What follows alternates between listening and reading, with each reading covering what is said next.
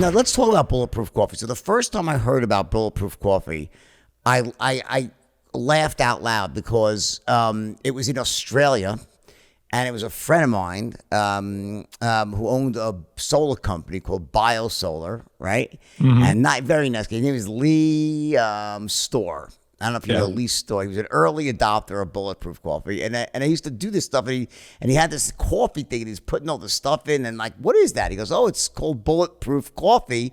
It was 2000 and I want to say 16.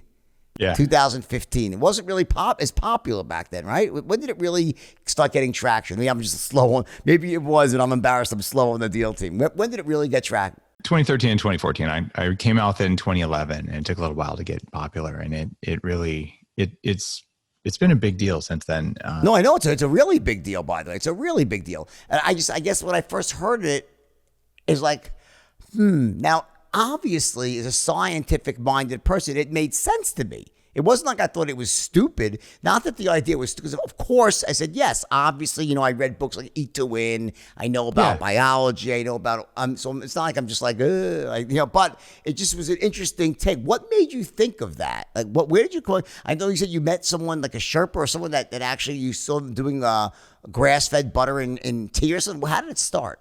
The way it started was I've tried every diet out there. I was a raw vegan. I'd done everything I could. I'd been in Atkins, early keto, and all these things. And I got to the point where I'd lost enough weight that I could go to Tibet, and I wanted to learn meditation from the masters because, in addition to being fat and having a brain that didn't work, I was also kind of an asshole. So I wanted to understand, why did I make bad decisions and in relationships and jobs, and why do you do the things you're ashamed of? So I'm in the middle of nowhere. It's called Mount Kailash, 18,000 feet, 10 degrees below zero, feeling like garbage because there's no air to make energy, hypoxia and all that.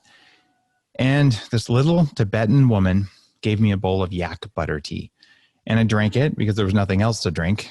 And within a couple minutes, I felt amazing, like better than I'd felt in a year. And it made no sense to me. I took a little note in my travel journal, like, this is impossible. And I drank as much of that as I could find. And I came back to Silicon Valley after the trip, and I said, I want that high again. So I bought some tea, and I bought some butter, and I blended it up, and it tasted like crap, and it didn't work. And I thought, oh man, it's the tea. So I spent $1,000 on high-end, Chinese tea in Mountain View, California. And what I ended up with was a lot of wasted tea because it still tasted like crap and it didn't work. So then I tried 25 different butters, and the 2 that were made out of grass worked.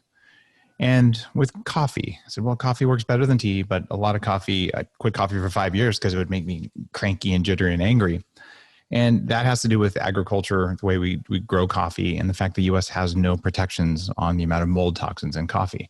So when coffee gets rejected from China and Japan and Europe, they send it to the U.S. where we happily drink it, and then we get tired and cranky an hour or 2 later. And no, I'm not making any of that up. That's all government stuff. But I said, well, I can hack coffee. And that was the first product at Bulletproof was, all right, I'm going to make some coffee that's free of these toxins. It said coffee for mission critical performance because I don't want to drink coffee and crash. I just got tired of that. Market size was 0 for clean coffee. Now it's a big industry category. And what I found there was butter works, and I couldn't tell you why. You had this oil called brain octane oil. That's from the anti-aging world. And I knew about that because the first studies ever about coconut oil said that it helped with Alzheimer's disease, and they hypothesized it was the MCTs. So you take this MCT oil, you take grass-fed butter, and you take coffee without mold. You brew the coffee, you blend it all up, tastes like a latte. It took me about 1,000 different combinations to figure out what worked reliably, what everyone liked, what tasted good. But for me, it was like turning the light switch on for me every single morning. It did so much good for my brain, for my biology, that I just felt like sharing it.